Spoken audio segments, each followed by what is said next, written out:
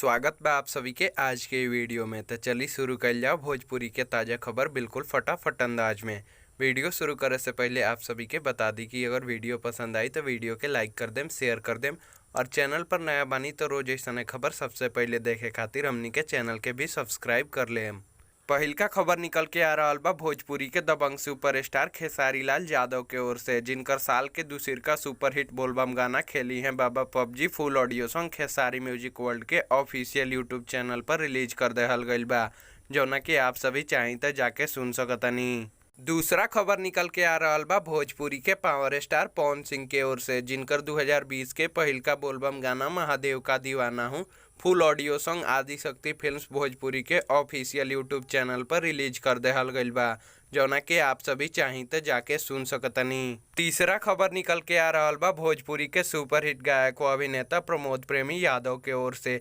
जिनकर सुपरहिट गाना गांजा के का भाव बोल फुल ऑडियो सॉन्ग प्रमोद प्रेमी इंटरटेनमेंट के ऑफिशियल यूट्यूब चैनल पर रिलीज कर देहल गईल बा, जौना कि आप सभी चाही तो जाके सुन सकतनी। चौथा खबर निकल के आ रहा बा अंकुश राजा के ओर से, जिनकर गाना भोला है Bhandari full audio song worldwide records Bhojpuri के ऑफिशियल यूट्यूब चैनल पर रिलीज कर देहल गईल बा, जौना कि आप सभी चाही तो जाके सुन सकतनी। पांचवा खबर निकल के आ रहा बा गुंजन सिंह के ओर से, जिनकर बोलबम गाना गेरुआ रंग के सड़िया full video song speed records Bhojpuri के ऑफिशियल यूट्यूब चैनल पर रिलीज कर देहल गईल बा, जौना कि आप सभी चाही तो जाके देख सकतनी। छठा खबर निकल के आ रहा बा भोजपुरी के rock star singer Ritesh Pandey के ओर से, जिनकर गाना गब्बर की बसंती मारेलू आँख full audio song speed records Bhojpuri के ऑफिशियल यूट्यूब चैनल पर रिलीज कर देहल गईल बा, जौना कि आप सभी चाही तो जाके सुन सकतनी। सातवां खबर निकल के आ रहा बा भोजपुरी के जुबली स्टार दिनेश लाल यादव निरहुआ और आम्रपाली दुबे के ओर से,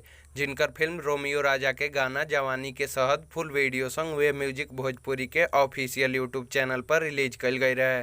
जौना के भोजपुरिया दर्शक लोग खूब पसंद कर रहल बा और ये गाना के अब तक 1 मिलियन यानी 10 लाख से ज़्यादा बार देखल जा चुकल बा। आप सभी चाही तो जाके देख सकतनी। आठवां खबर निकल के आ रहा बा भोजपुरी के सुपरहिट गायिका व अभिनेत्री अक्षरा सिंह के ओर से, जिनकर गाना इधर आने का नहीं full video song Akshara Singh official के यूट्यूब चैनल पर रिलीज कल गई रहे, जौना के भोजपुरिया दर्शक लोग खूब पसंद कर रहल बा और ये गाना के अब तक 10 मिलियन यानी 1 करोड़ से ज़्यादा बार देखल जा चुकल बा। आप सभी चाही तो जाके देख सकतनी। नौवा और आज के आखिरी खबर निकल के आ रहा बा भोजपुरी के चॉकलेटी स्टार अभिनेता अरविंद अकेला कल्लू के ओर से, जिनकर गाना नागिन धुन पर कूद कूद के नाचब फुल वीडियो सॉन्ग काल सुबह 6 बजे वे म्यूजिक भोजपुरी के ऑफिशियल यूट्यूब चैनल पर रिलीज कर देहल जाए, जौना कि आप सभी जाके देख सकें। तो आज के वीडियो में बस इतना ही। उम्मीद बा कि वीडियो आप सभी के पसंद आयल हुई। वीडियो के देखे खातिर आप सभी के बहुत बहुत धन्यवाद। अगर वीडियो अच्छा लागल तो वीडियो के लाइक कर दी, शेयर कर दी और चैनल पर नया बानी तो रोज ऐसा खबर सबसे पहले देखे खातिर हमनी के चैनल के भी सब्सक्राइब कर ली।